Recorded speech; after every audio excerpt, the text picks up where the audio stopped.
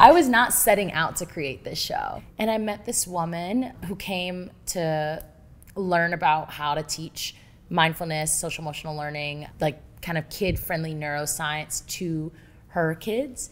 And she was like, you should like maybe make some videos. And I was like, oh yeah, sure. I've never really I don't really have the funds or the resources to do it in the way that I like. I'm a perfectionist in that type of space with my creativity. She's like, well, I've got funds. I really didn't think anything was gonna happen for it. This woman, excuse me, wrote me a fat old check. And I was like, oh, I guess I have to do this now.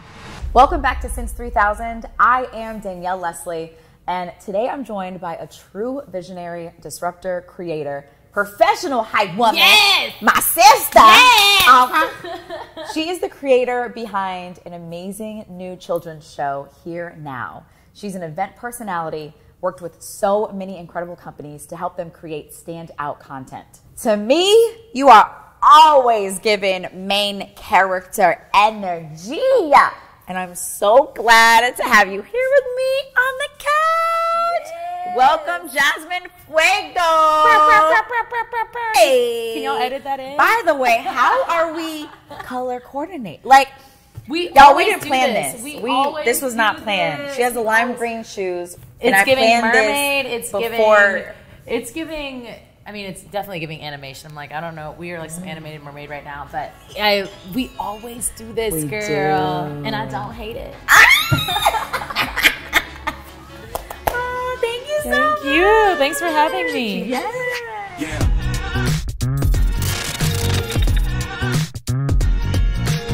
I'm so excited to bring you today's episode, but before we do, I need to make sure you've heard about Member Up. So community-driven products are the future, but Facebook groups are a thing of the past.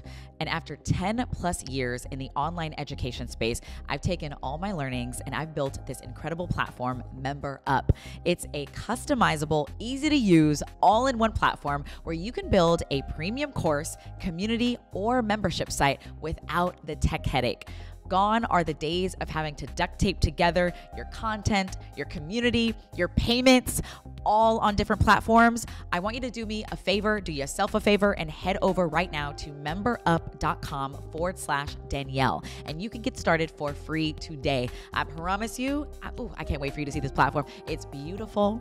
Okay, the design is amazing. Your community is going to feel at home here, and you are going to take pride in your online business. It is the place to start. Head over to memberup.com/Danielle. Now let's get into the episode. I love how we met. It was this magical summer. Magical summer. Hot girl summer. Hot girl summer. Everybody was outside.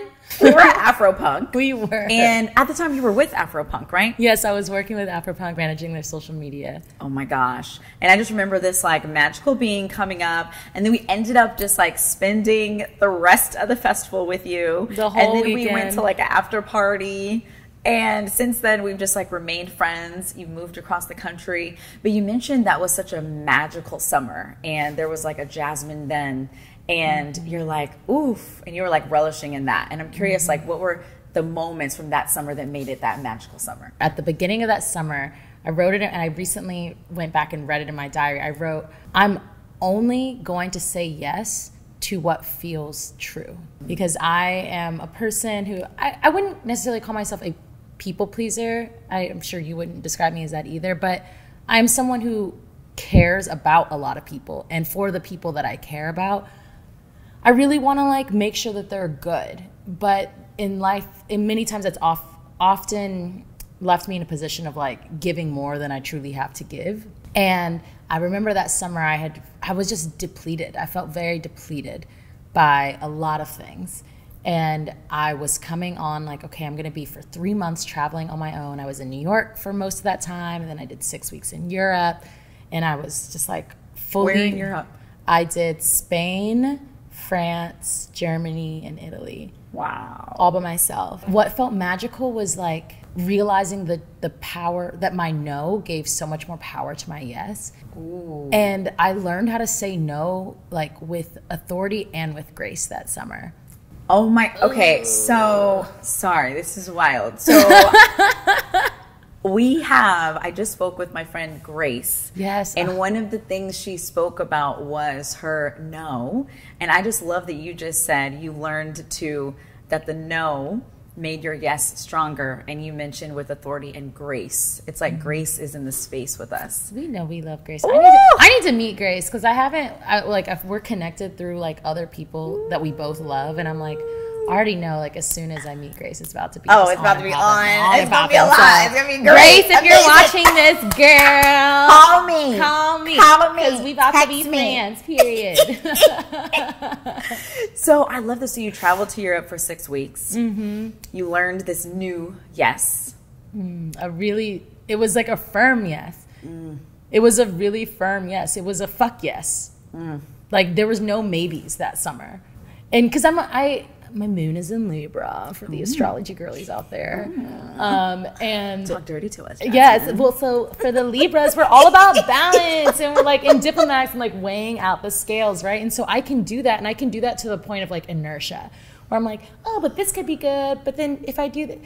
And so like when it comes to saying no or saying yes to something, if it's a strong no, it's a strong no. But a lot of things I'm so blessed that in my life, like I'm just often presented with like decently to pretty good to like excellent opportunities and options. Oh, amazing opportunities and options. Yes. So like, it's very rare that it's like a strong no. So then I'm like, okay, well, if I just like keep saying yes to the like, oh, but it could be good moments, then I'm depleted. I'm older now. Like I'm getting older every day, every year. And like, I don't have my energy is finite. So like, I really have to be mindful with my yeses. And so, with the Libra moon thing, it's like, well, if it's a maybe and a maybe yes, let me just do it and see, let me mess around and find out. And it's like, that has left me obviously with some cool moments and memories, but also just feeling tired. I'm noticing just how tired I am. And it's a good tired from doing incredible things, but tired. And so I remember that summer was like the beginning of my journey of being more intentional. And it was basically like, if it is not and absolutely like if I don't say yes to this, I will look back and I will regret it. Then that's the yes. If it is anything other than that, it's a no. And just leave. And that left me so much space. Like it left me so much space because I'll be saying like, okay, I'm going to do this podcast interview and then I'm going to go meet you for lunch and then we'll do like a little dinner, like a pre-dinner thing. And then we'll go to a party and it's like, girl. And so when I was saying no to things that maybe left me with like one yes a day. And so then all of this space opened up for me in my life. And that space is the moment that you met me, because I had the space to really pay attention to what's happening right in front of me, right? If I'm saying yes to all these things and it's like I'm always looking to the next thing that I said yes to. And I've missed a lot of moments that were standing right in front of me. And they don't always have to be these big, grandiose moments, right? Like a moment meeting a stranger and just having like a sweet comment in passing that like shifts your mood for the day. And shifts your life.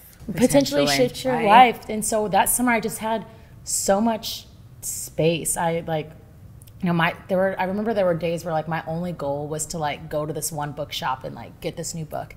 And on the way to this bookshop, the people that I met, just the funny New York moments or like, European moments that I saw, like just these things that live in me as such sweet memories and that maybe didn't shift my whole life, but shifted my perspective for that day and for that moment. They were so special and the summer was so full of them because I left the space for it.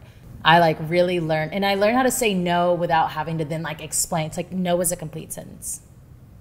Oh my gosh. And then is that where Here Now was born?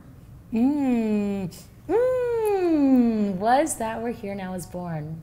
In some ways, yes. Here Now is honestly not, it like became a strong yes very recently. Here Now is like actually is more of an example of like when God or the universe or whatever have you wants something to be, is gonna be. And so I was not setting out to create this show. And tell us, so for everyone watching, so I just got to see the reel for this, the trailer, and it was phenomenal. It was at Soho House in New York. Period. Yes. Amazing, incredible. I was so impressed by how you really incorporated science. We learned about the brain. I learned about the amygdala. Okay. You took concepts like the brain, emotions, and broke them down for kids, created this amazing children's show. And I want you to explain to everyone what the show is about. But what I will say is I loved sitting next to you as the writer, producer, and star of the show, watching you watch it and being like, damn, she's bad. Like, what? How incredible. So let everyone know what is Here Now. What makes it special so they can understand, because it's incredible. Thank you so much. So Here Now is a show that I, as Danielle said, wrote, produced, host, and star in. And it is a show for preschool and upper preschool age children based in mindfulness and social emotional learning, taking the science behind emotions and making it practical and accessible to children, and specifically children of color, utilizing music, hip hop, dance, and like the cultural references that are important to our community. Make these things not just accessible, but relatable, and like really center it in our world. And so the show was birthed out of me being a teacher. I was a teacher in Oakland for 3 years. Bay Area. Bay Area. Yes. So I was there for 3 years teaching. I was contracted by the public school system to create a curriculum and do these push-in programs. So I would come into, like, I had 7 to 12 classes a day. Oh, wow. From ages, it started out K through 6, and then eventually in 2 days, like in 1 week, I would see K through 12. And there'd be like these 20, 30-minute classes where like I'd come in and I'd prepare a whole thing, and it kind of became like a little talk show throughout the, like, I would ask them questions, we'd do a meditation. Like you'd ask the kids questions? Absolutely, yes. I'm not gonna just come in there there's so much to learn from them. Period. Like, I'm not just come in there and just like disseminate information on them. Like, no, that's what the show is about, is that the knowledge is inside of you and just giving you language. And so after 3 years of teaching, I knew that like the structure of a public school wasn't the place where I could like truly thrive, and where this work could the work could thrive there, but it was, I couldn't continue to do it. So I wanted to scale this work, and through a series of very fortunate events, I was able to create the show because I met someone who wanted this thing to be created. Wow. So if anything, like, so Here Now isn't really an example of that, because when I quit teaching at the time, Lizzo wasn't popular yet.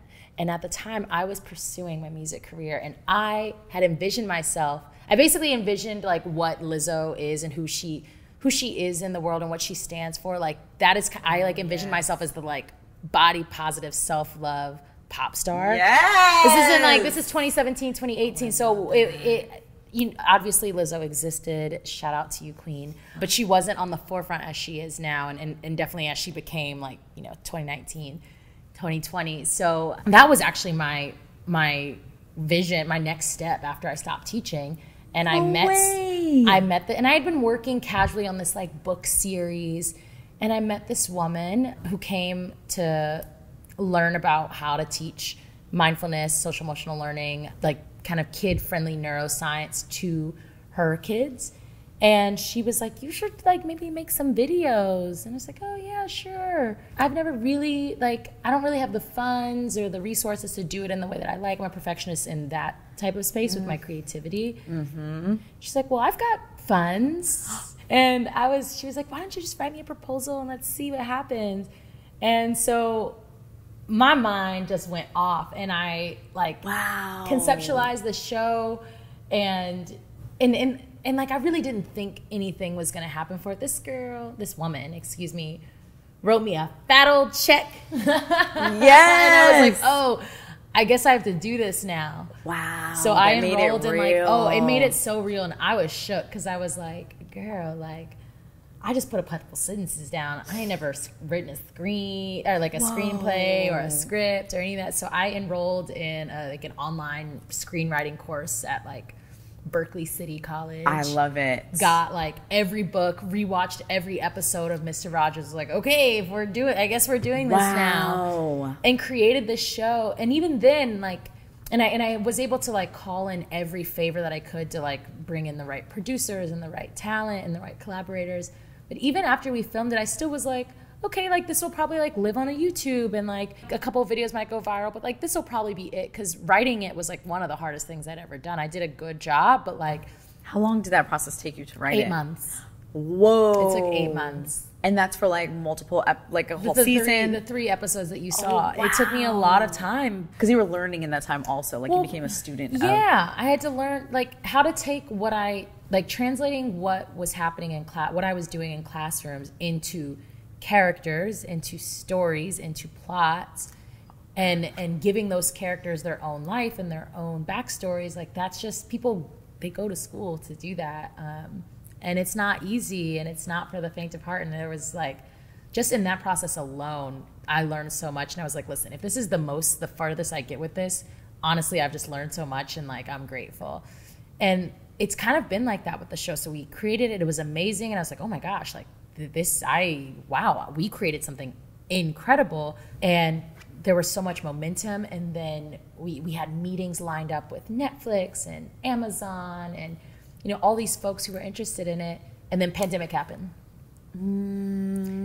And they were my contacts at those places, they were no longer they didn't know when they were going to acquire new projects.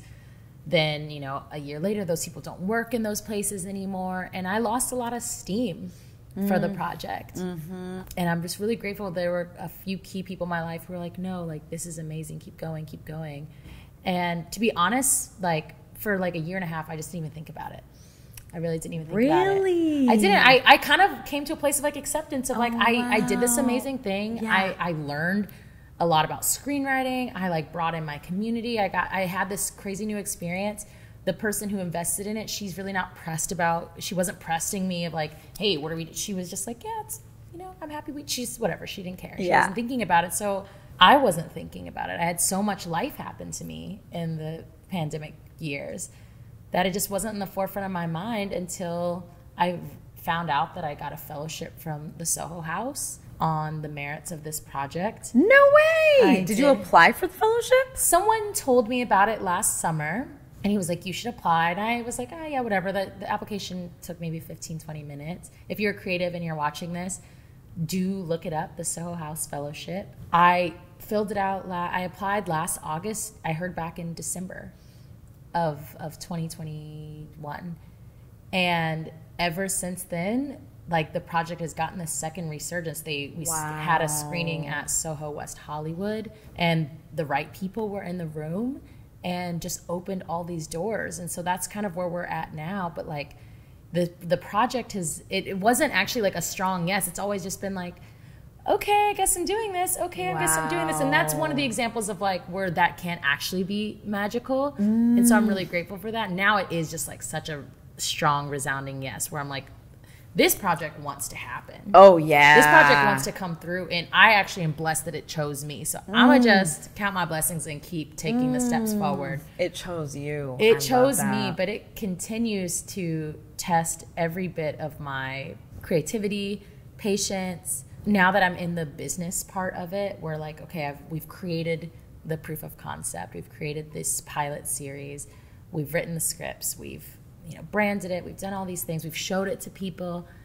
Now we're in the business aspect of it, and it is like tapping in every single piece of my imposter syndrome. So every single day that this project continues to grow, my practice of showing up for myself and believing in myself and betting on myself has to get stronger. Oh, what is that? I love that you said as this thing is growing, it's like, ooh, okay, the imposter syndrome is keeping up. What is that practice that you have that helps you re-believe in yourself? I mean, a lot of it is I'm teaching it in the show is like, I do meditate, more traditionally, like kind of sitting, silent meditation. I do that every day, and I have to.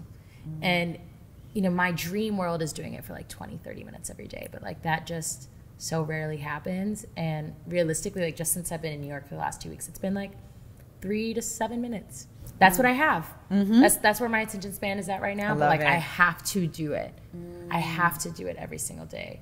I think it's speaking it out loud when I'm feeling the imposter syndrome come up. If I'm alone, just like saying like, ooh, I am feeling this, this, and this right now. And just speaking it and presencing it, I think just like takes some of the power away from me. Yes.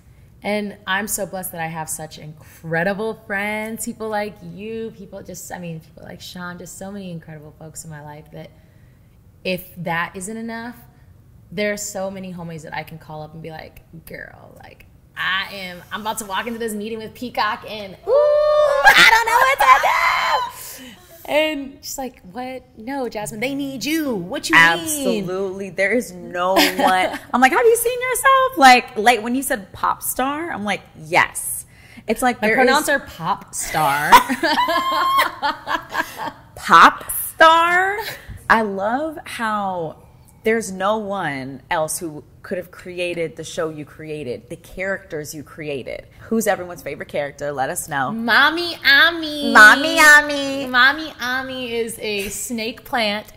And just to be clear, she's an African-American snake plant. Okay? She got a head wrap. She got a head wrap. She got her leaf locks. Crown. Her crown. She's amazing. And one of the things that I love so much about this project is really I was able to call in so many people that I love and that support me. And so Mommy Ami, an animated character, she was written about my godmother, who, Michaela Gaston, lives in Oakland. She's an acclaimed jazz vocalist and singer, as well as a representative of the U.S. Embassy in Kazakhstan, where she does like social repair work with children through music. Wow. She's truly incredible, and she's supported me so much through different chapters of my life that I knew that in this show I wanted a character like that. And I was like, instead of let me just write her. Let me just like pull from my life and my experience and write about her. So she actually did the voiceover for that character, and it's she did? That's her voice. That's her voice. That's incredible. Oh my God, that makes it even better. I feel very strongly that she continues to be, when we get picked up, that she will continue to be the voice of this character. Wow, she did such an amazing job. She really did. And she did it all in one take. No way. She was like, she was like reading the script as she went, and I was just like, okay. Yeah, I think that's it. Oh, that's a wrap.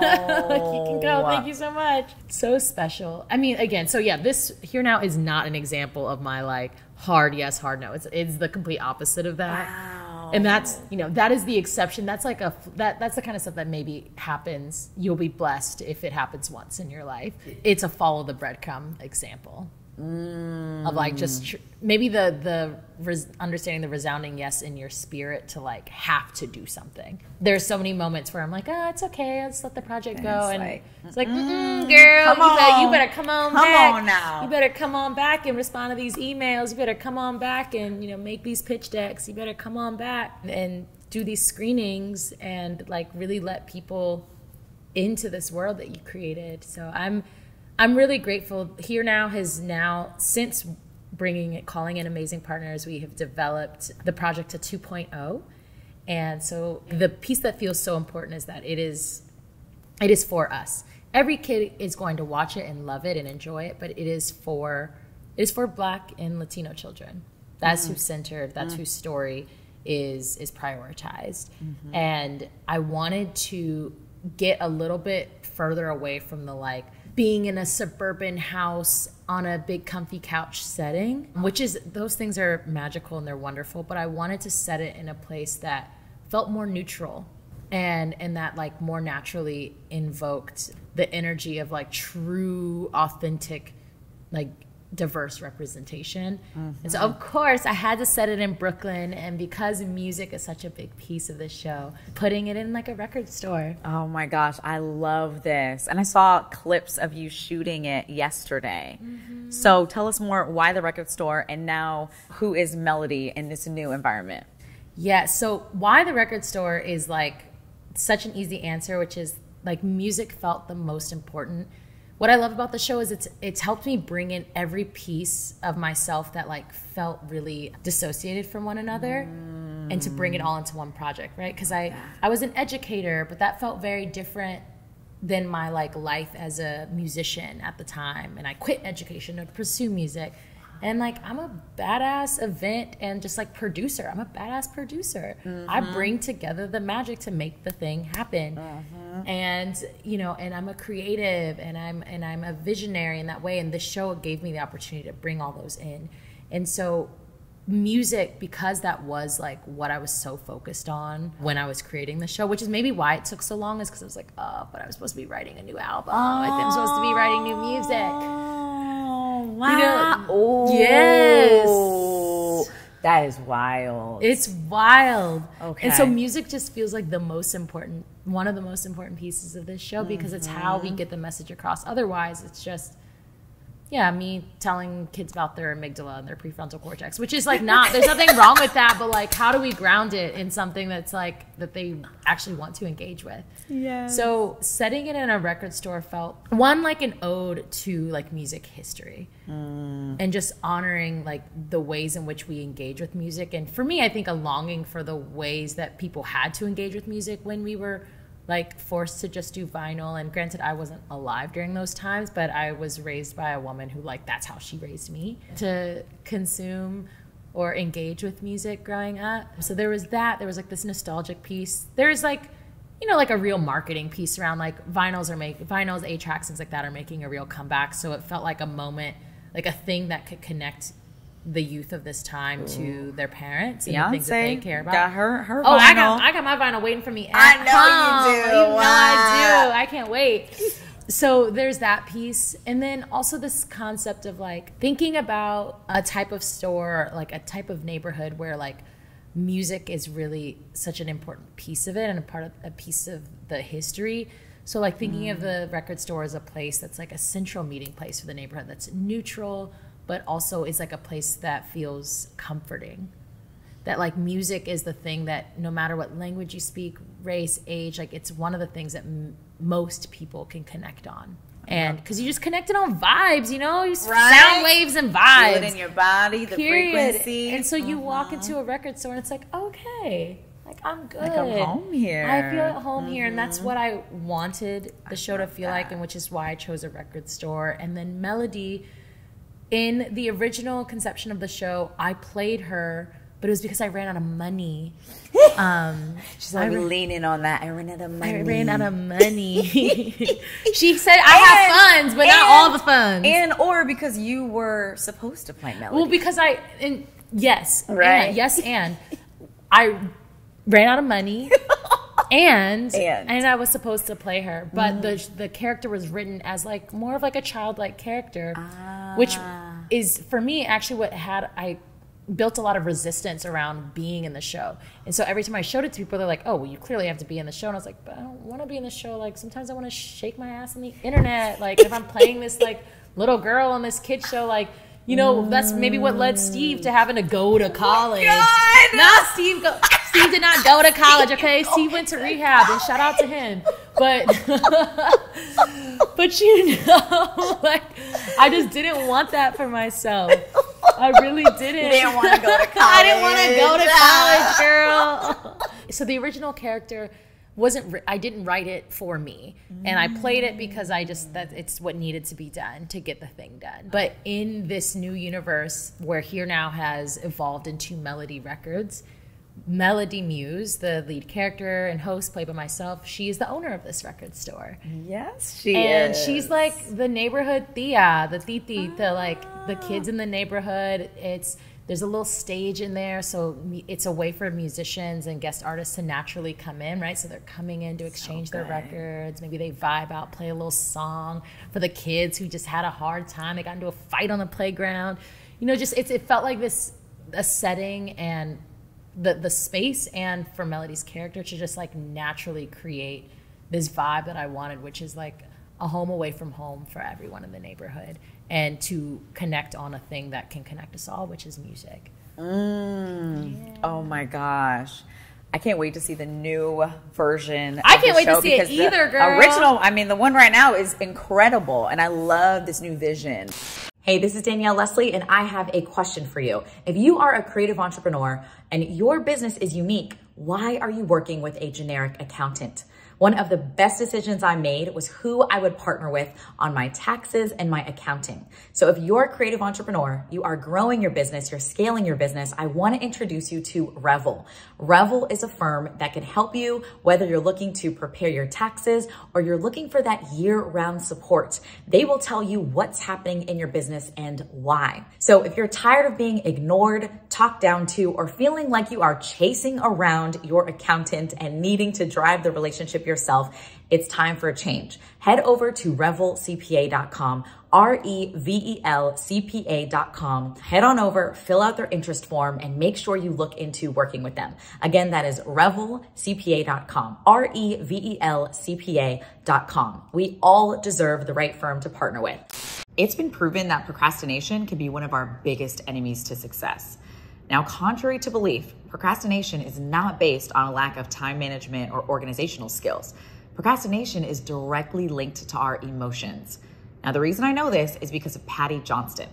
Patty Johnston is incredible. She's a Course from Scratch member, but even more importantly, she's built multiple multi-million-dollar businesses once she learned how to overcome procrastination. So she's created a program where she shares her system on how to overcome procrastination, and it's based on emotional intelligence, neuroscience, and accountability. She's gonna show you step-by-step how to overcome negative feelings so you can start taking action and start seeing a difference from day one. So text this number right now to schedule an appointment with Patty and her team to see if this is right for you and what steps for you to take to overcome your procrastination. 813-789-1097. And again, the number to text right now is 813-789-1097. Let's all overcome procrastination together. Now let's get back to the episode. What I'm curious about, because you distinctly chose to teach about emotional awareness, mental health, even, giving kids language and vocabulary around that. What inspired that to teach that specific thing? What from your life made you say, I'm going to incorporate and teach this? I think it was those are the things that I've struggled with the most in my life as a child and as an adult. And I'm so grateful that, I have therapy and I was living in the Bay. So, had access to any and all of the healing modalities that you could even ever imagine. But that came so much later in life. And I remember when I was creating that curriculum for the schools and I was really just starting to teach it. And I was seeing over time, right, 6, 7, 8 weeks, maybe a whole school year, seeing how it really impacted kids when they were learning at the same time that when they were learning about how to name an emotion, yes, how to recognize it in their body, and then how to express it at the same time that they're learning how to read, how to write, how to count and stuff, that it's it was integrated at such a pivotal moment of where their brain is just, everything is new. So it's just okay, everything is new and therefore everything is normal. Seeing what that did over the course of one school year, maybe 2 school years with these kids, I was just I'm gonna let my petty out for a moment. I was jealous. Let it out. I was jealous. You were jealous of the kids. I was like, dang, how? I think I'm pretty dope. I think I'm pretty emotionally intelligent. I have, I want to continue to grow and move towards me in this life. Yes. But I remember, and I don't feel this way anymore. I just feel grateful now. But I remember feeling damn, how dope, how much easier, how much less stress, how much less trauma would I have integrated, could I have integrated or not integrated into my life if I had access to these tools, if they were given to me at a young age. And I thought about my parents, how different could my mom's life had been had she known that it was okay to cry? I come from a family that has deep history, generational history of mental health on both sides, of mental health crises, schizophrenia, addiction, bipolar disorder, manic depression, just these real things that really colored my experience as a child. It's the reason I became a creative, is because I used to love to write and to put loud music on so I couldn't hear my parents fighting, or read fantasy books because I just wanted to imagine anything other than what my reality was. as a child. And that was such a blessing. But I can't imagine how different my life would have been had my mom had access, you know, had my grandma had access, had her grandmother, her mother had access to just knowing how to feel your anger, your righteous anger, without letting it control you, to embody your sadness without having to like pass it on to everyone around you, right? To truly feel your joy, to feel okay and not guilty about feeling joy and moving towards joy. It's such a gift to have learned. I feel so privileged that, granted, I feel like I kind of learned them late in comparison to my former students, but I'm grateful that I had the access to those things at a relatively young age. And so I knew that if there was there's so much that needs healing and work in this world, and I can't attend to it all. But I really feel like the lane that brings me the most joy, that feels rejuvenating to me, is to share as much as I know about that, and just, even if it's like not sharing the knowledge itself, but just creating the space and the opportunity for young people specifically, because it's this next generation, they've got, between climate change, girl, the recession, they might not even have water to drink, okay? They got TikTok though. But they got TikTok. There's just so much that they're being inundated with, that like, if they could just have these tools, if nothing else, like, I think that they'll be okay. I felt really strongly about wanting to give those tools as early as possible, just like, frankly, because I wish that I had them. This is huge because we talk a lot about embodying your past, present, and future self, which a lot of times... Since 3000. Oh, since when? 3000. Since when? 3000. Okay. We're going to have like 5 jingles by the end of this episode. Y'all get ready. Album dropping soon. Period. You gonna give me a feature, girl? Can I be on one of the tracks? Girl, no, this is your album, girl. You own the masters to this album. I'm not gonna Khalees you, girl. Anyway, too soon. So you were saying. Oh my God, I love you. Yes. So something I realized, and it was in creating Course from Scratch, in seeing what people, how they were taking their stories, telling their stories, creating frameworks, and teaching others who look like them, were attracted to them because they saw themselves in them. And one day it hit me that there is a lot of like generational growth that is happening, and it is growth, and which also means the healing. It's the learning, girl. And it was wild to me because I'm like, you know, we do have the opportunity to have that level of self-awareness, tell our stories, learn the things. And in my mind, because past, present, future are all eternal, like it's all the eternal present, they're all existing at the same time. I'm like, ooh, the work and healing we're doing right here is actually impacting our ancestors. I was talking to Robert, and you got a chance to meet him, and I mentioned to him a quote from Black is King that says, history is your future. And it's about finding your way back to yourself. Why, you know, the people who are that are fighting tooth and nail to make sure that history isn't taught in its entirety. Why? It's not about, the kids, this and that. It's like, no, because we are all empowered by learning our history, all of it.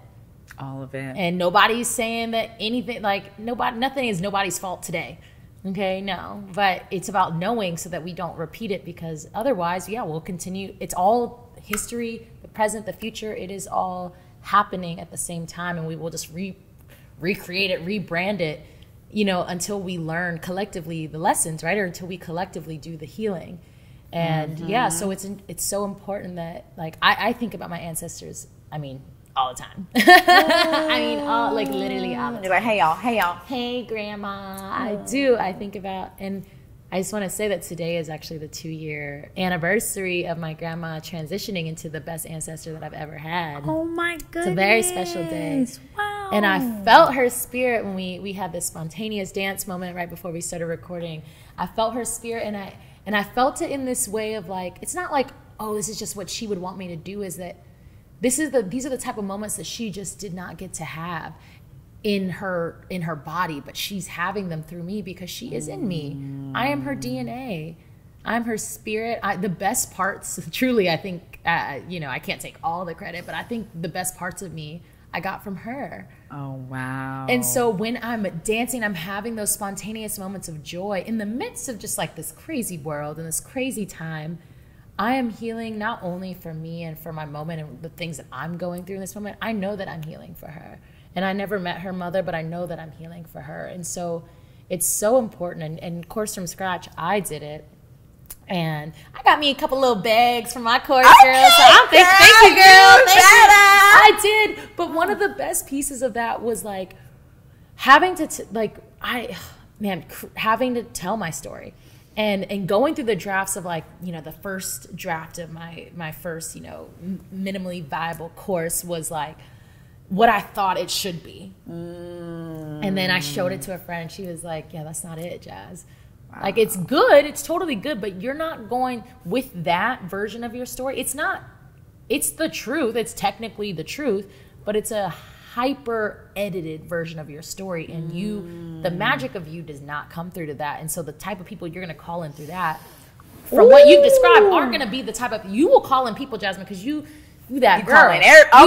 You walk into place. Okay, period. You will call in the funds, you will call in the opportunities, but they will not be the things that you want that will align with you. And I was like, damn, okay. So I went back and I did a V2, and she's like, yeah, this is like getting there, but it's not it. And I realized in that process that I was scared.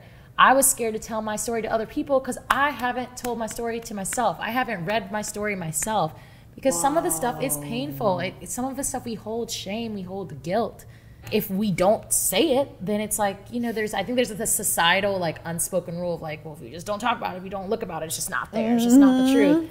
And, we've postured in this way that no one sees it.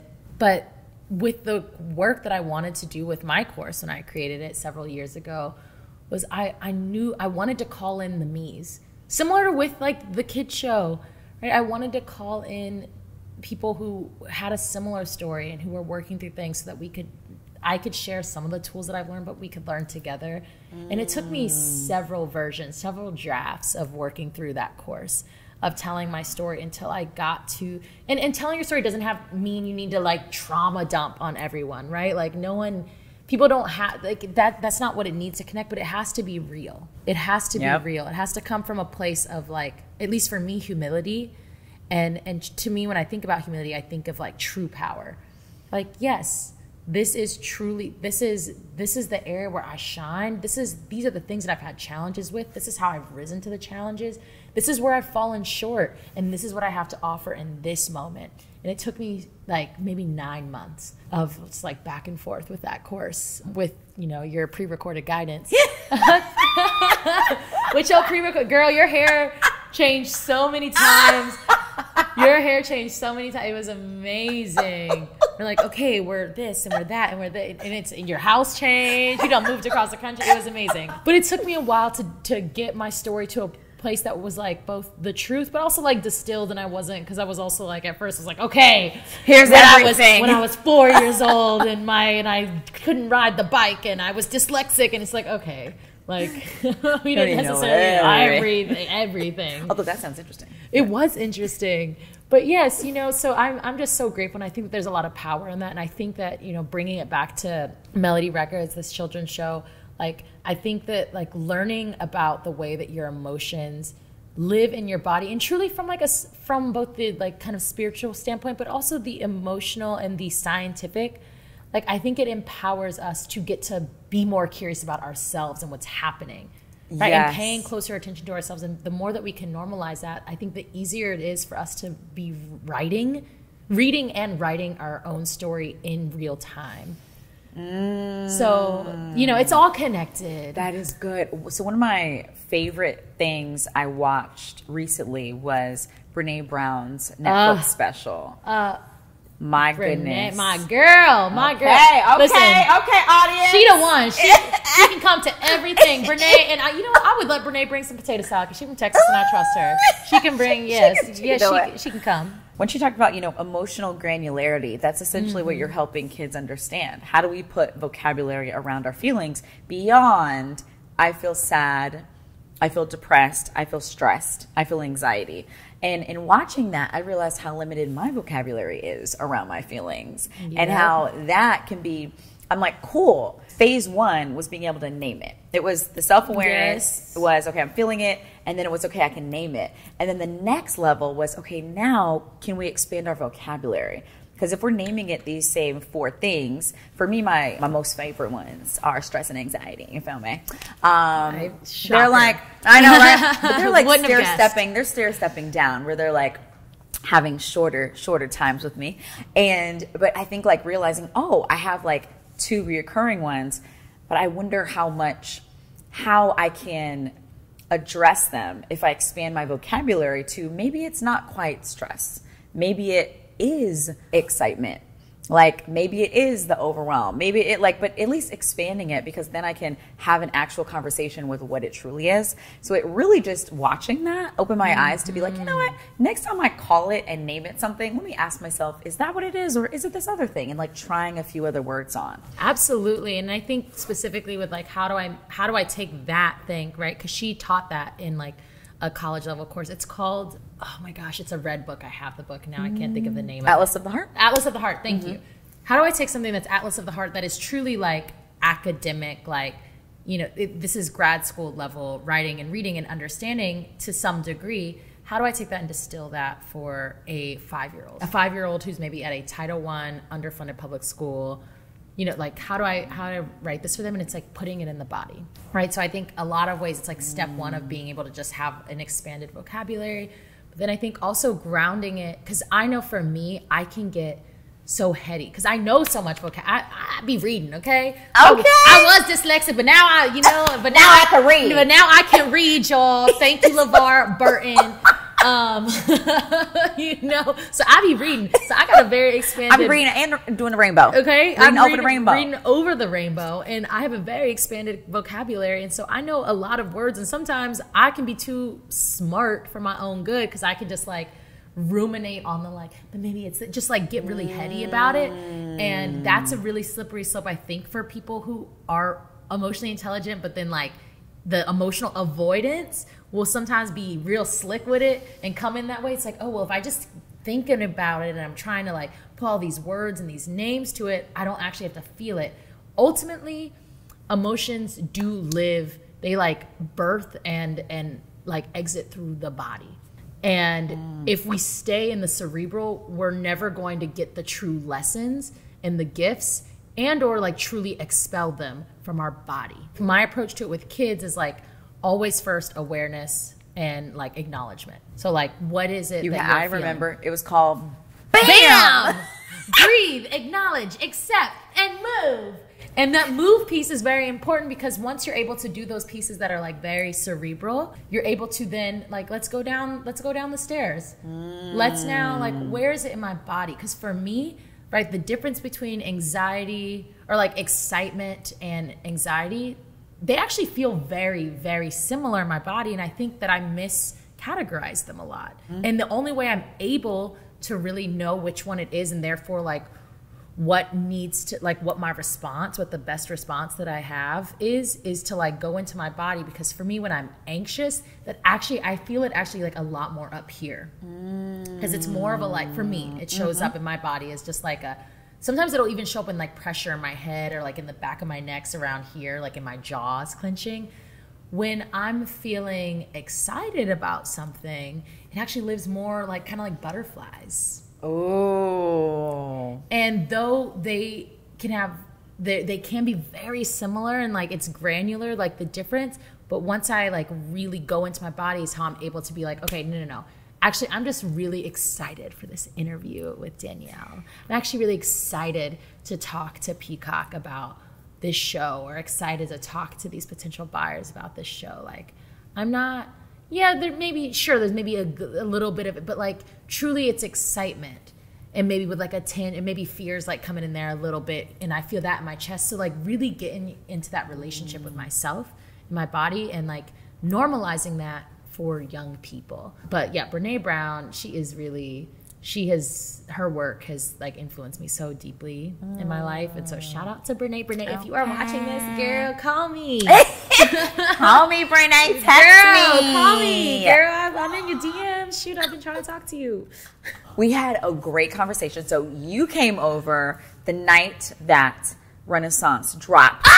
And you were like, can we have a listening party? And I was like, absolutely. We're doing a listening party at my house. You're coming over. And we ended up having a conversation around like the different platforms, which was so unexpected. And you were able to articulate what you see with like the culture TikTok is creating, and then the culture that exists on Facebook, and then the culture that exists on Instagram. And you have such a cool vantage point because, you know, you have worked at these different companies like Afropunk, doing social media, and then Skillshare, content producing. Like, you've worked on both sides with the creator, branding, with the organization, with marketing, branding, with campaigns. Yes. And I've been the person who's the creator who's trying to put out a campaign of my own. Yeah. So I want to get your thoughts on what are the differences between like an Instagram, a TikTok. What are you seeing? Because you study this. I study this and I live this. There was a point in my life where I was like such a hippie and I was like, no technology, like get the 5G away from me.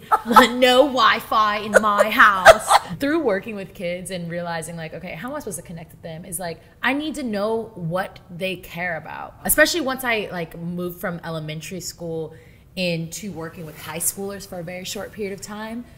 Cause girl, they were like, my antics were not cutting it. Really? Like, no, they were not, girl. No, they thought I was so corny. Oh. They really did, girl. And no one will tell you about, no one will read you faster and more accurately than a 10th grade girl. Let me tell you that. If you are watching, okay, I'm still processing that in therapy. My like shift from like, oh, this is all just evil technology to like, let me see what they talking about, started when I was teaching. And at the time, Snap was really big. And there was this interesting moment when Snap, it was so big, everyone was using it because this feature of like, it doesn't have to be polished, it lives for 24 hours, which people loved it. That was like, new back then. It was new back then, and the impermanence of it like allowed people, I think, to feel a level of like levity with the creation. Ooh. Facebook being the like, you know, mega monopoly that it is, no shade to y'all. You know, they snatched that feature, turned it into stories, and I just started to pay attention like what's happening here. And specifically in 2019, I got onto TikTok because of the children. I have a couple of friends who have like preteen kids who are they're now teenagers, and they're like, Musically, it's turned into TikTok, and they're all doing these dances, all doing things. Like, let me see what's up with this. So I got on TikTok, start paying attention. I'm looking at it, and then pandemic happened.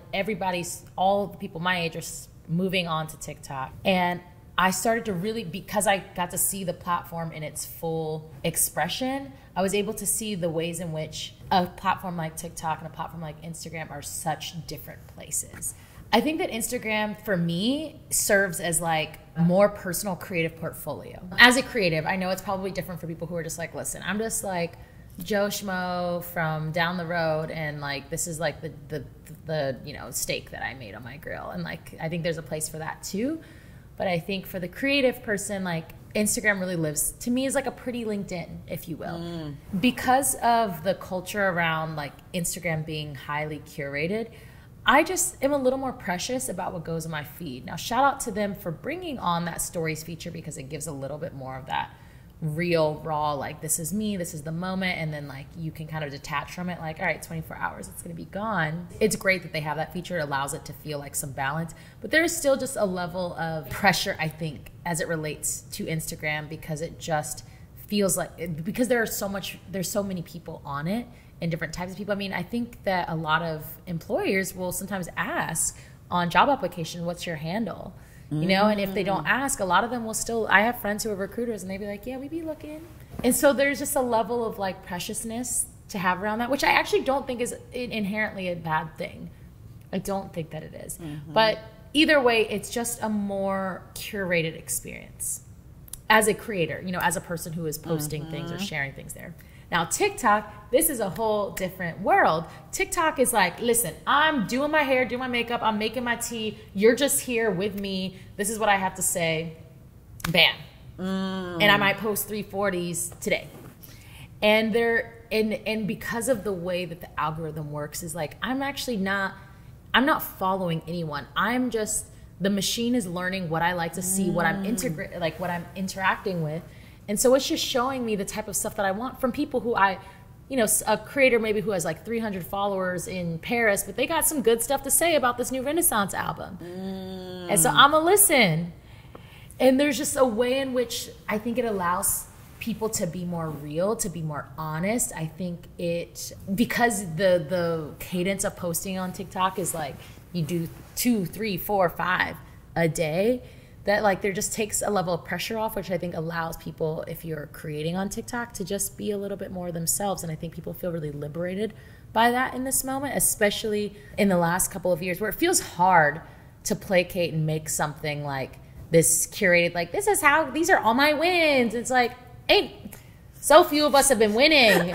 And shout out to you if you have, but like, you know, if I'm just in my house and I'm like, I'm not winning, everything is going awry, it's like, I want to go and share about it on TikTok, not Instagram.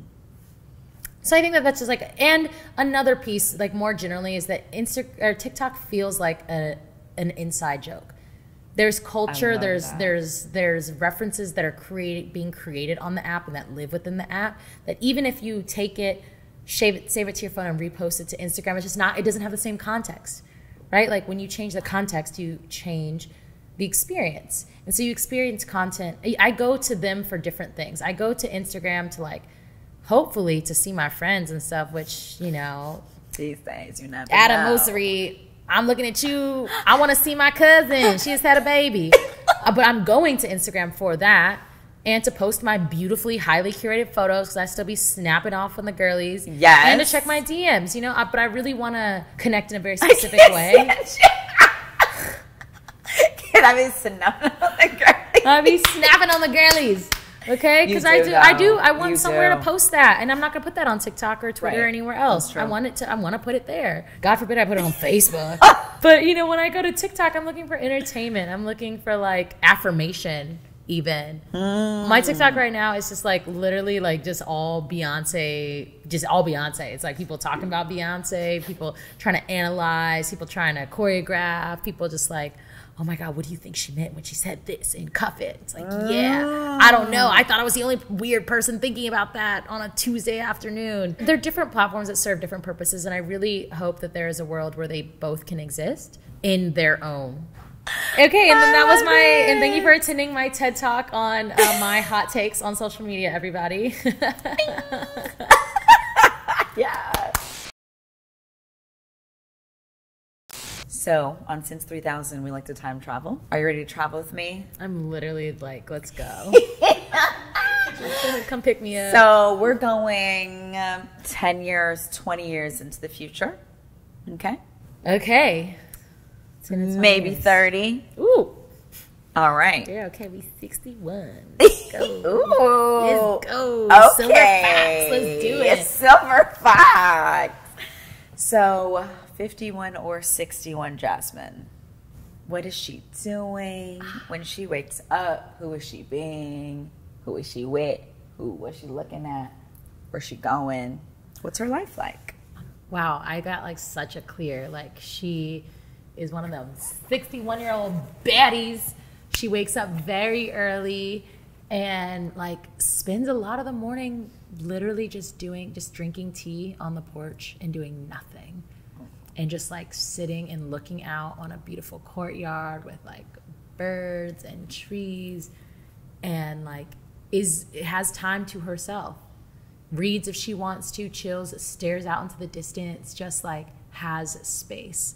Like doesn't have like a billion goals that she's trying to meet that day. Like she's done all of anything that you can imagine and more with her creativity, and the most creative thing that she can do is like watch the sunrise. That's where I continue to walk towards.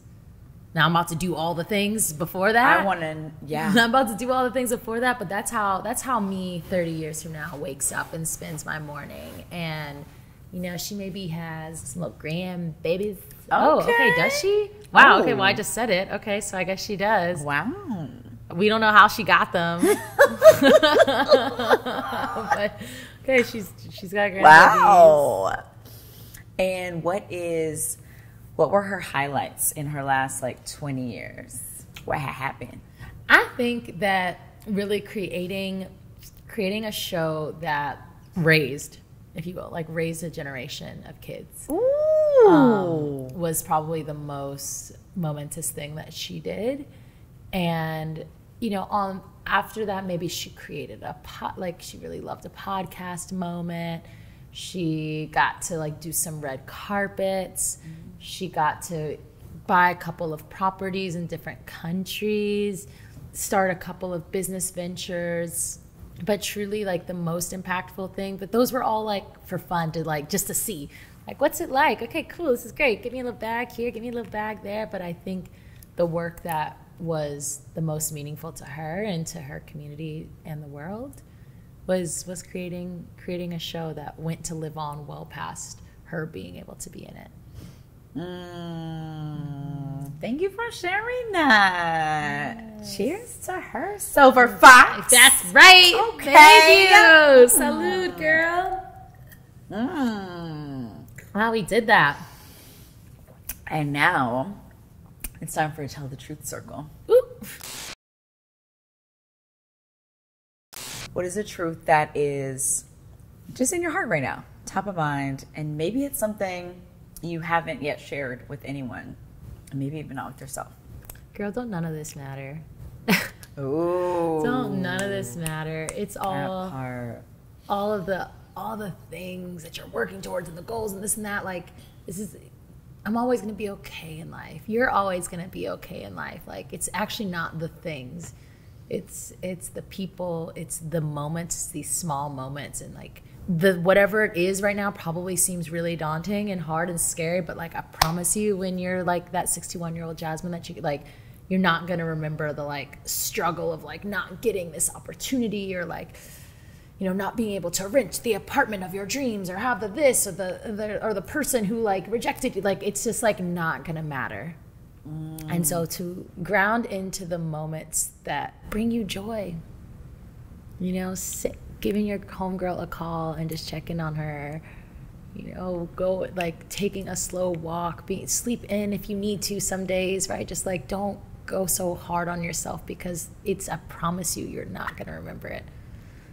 So try to be present for those special, smaller moments, because those are the things that you'll actually remember. And if you don't remember in your head, you're going to remember in your body and your spirit.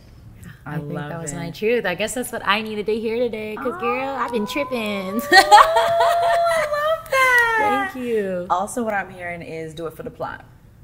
Do it for the plot. Girl summer, do it for the plot. Plot girl summer. Speaking of TikTok inside jokes, isn't that a TikTok inside joke? It is. It's a plot girl summer.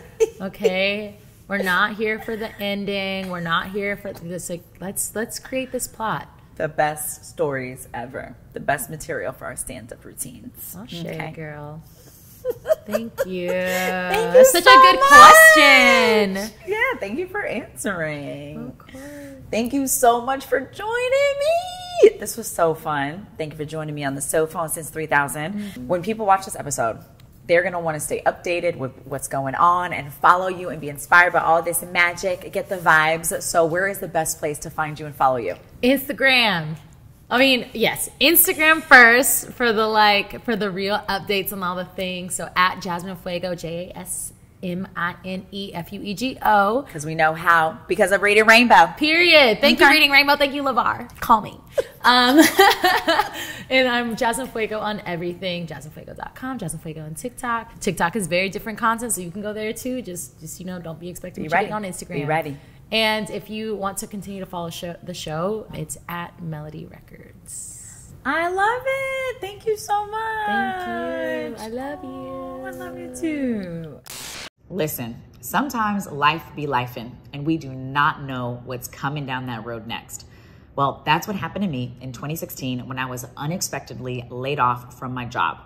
And I was 6 figures in student loan debt. I had no savings, and I didn't know what was going to happen next. Now, luckily, I had this little voice inside of me at that time that I couldn't ignore, and it was telling me to take the leap.